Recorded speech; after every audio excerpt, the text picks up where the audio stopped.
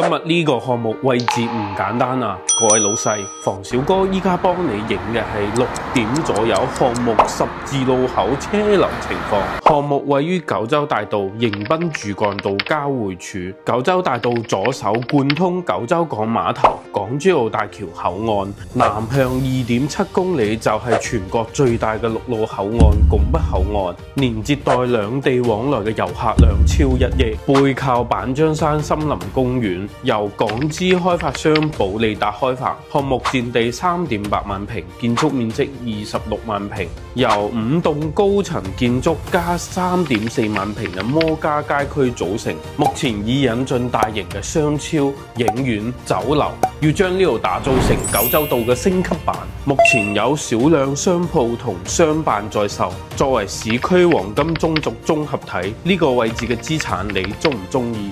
評論區話俾小哥知。